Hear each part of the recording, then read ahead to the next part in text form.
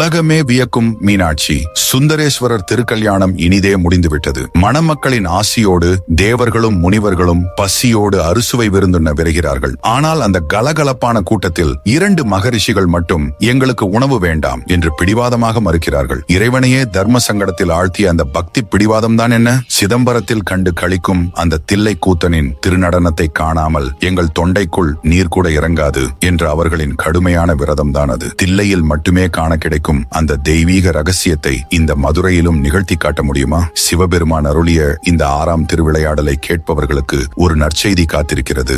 ஆதலால் இறுதி வரை கேட்கவும். மதுரை மாநகரமே விழாக்கோலம் பூண்டிருந்தது. வீரம் செறிந்த தடாதகை பிராட்டியை எம்பெருமான் சிவபெருமான் மணந்து கொண்டு சுந்தரேஸ்வரராக அரியணையில் அமர்ந்தார். திருமணம் இனிதே முடிந்ததும் தேவர்கள், முனிவர்கள், அரசர்கள் மற்றும் சிவகணங்கள் என அனைவருக்கும் தகுந்த பரிசுகளை வழங்கி மகிழ்வித்தார் சுந்தரேஸ்வரர். பின்னர் அனைவரையும் நோக்கி, திருமண விருந்து தயாராக உள்ளது, அனைவரும் உணவருந்த வாருங்கள் என்று அன்போடு அழைத்தார். அனைவரும் மகிழ்ச்சியுடன் பொற்றாமரை குளத்தில் நீராடிவிட்டு விருந்துண்ண தயாராகினர். ஆனால் பதஞ்சலி முனிவரும் வியாக்கிரபாத முனிவரும் மட்டும் தயங்கி நின்றனர். அவர்கள் முகத்தில் ஒருவித கலக்கம் தெரிந்தது. இதை கவனித்த சுந்தரேஸ்வரர் புன்னகை தவழ அவர்களை நோக்கி, முனிவர்களே, எல்லோரும் உணவருந்த செல்லும் போது நீங்கள் மட்டும் ஏன் தயங்குகிறீர்கள்? உங்கள் விருப்பம் என்ன என்று கேட்டார். அதற்கு அந்த முனிவர்கள் பணிவுடன், கருணாமூர்த்தியே, சிதம்பரத்திலே தாங்கள் ஆடும் அந்த திருநடனத்தை கண்ட பின்னரே உணவு உண்பது என்பது எங்களின் நீண்ட நாள் விரதம். இன்று அந்த தரிசனம் இல்லாமல் நாங்கள் எப்படி உண்பது என்று தங்கள் கவலையை தெரிவித்தனர். அதை கேட்டு சிரித்த ஈசன், இதற்காகவா வருந்தினீர்கள்?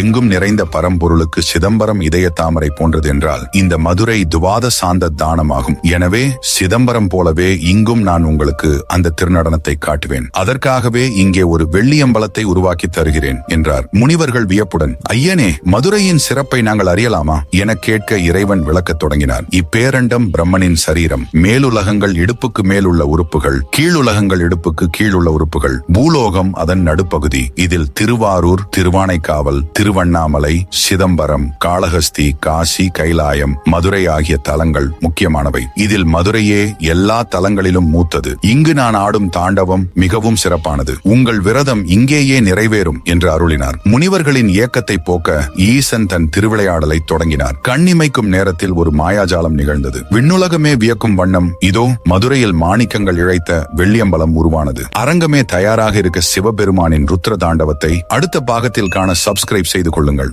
உலகெங்கும் இடது பாதத்தை தூக்கி ஆடும் ஈசன் மதுரையில் மட்டும் ஏன் தனது வலது பாதத்தை தூக்கி ஆடினார்? ஒரு பக்தனின் அன்பிற்காக தனது நடன விதியையே மாற்றியமைத்த அந்த தெய்வீக தருணம் தான் என்ன? வாருங்கள் பார்ப்போம். அதற்கு முன்னால் நீங்கள் இதுவரை இந்த சேனலை சப்ஸ்கிரைப் செய்யவில்லை என்றால் சப்ஸ்கிரைப் செய்து கொள்ளுங்கள். மதுரை மாநகரின் வெள்ளியம்பல மேடையில் சுந்தரேஸ்வரர் மெய்ஞான பேரொளி வடிவமாக தோன்றினார். அந்த தெய்வீக ஆட்டத்திற்கு மெல்லிசை சேர்க்க தேவர்கள் அனைவரும் திரண்டனர். சிவகணங்கள் மத்தளம் வாசிக்க நந்தி தேவர் முழவு வாத்தியத்தை இசைத்தார். காக்கும் கடவுளான திருமால் இடக்கை எனும் வாத்தியத்தை இசைக்க பிரம்மனும் தும்புர் நாரதரும் இசை பாடினர். கலைவாணி சரஸ்வதி தேவி வீணை மீட்ட தேவர்கள் வானிலிருந்து கற்பக பூக்களை மழையாக பொழிந்தனர். பொதுவாக சிவபெருமான் அனைத்து தலங்களிலும் முயலகன் மீது வலது பாதத்தை ஊன்றி இடது பாதத்தை தூக்கியே ஆடுவார். ஆனால் மதுரையை ஆண்ட ராஜசேகர பாண்டியன் எனும் மன்னன் 64 கலைகளில் ஆடற்கலையை மட்டும் பயிலாமல் இருந்தான். பின்னர் அதனை பயின்ற போதுதான் ஒற்றை காலில் நின்று ஆடுவது எவ்வளவு கடினம் என்பதை உணர்ந்தான். ஐயனே,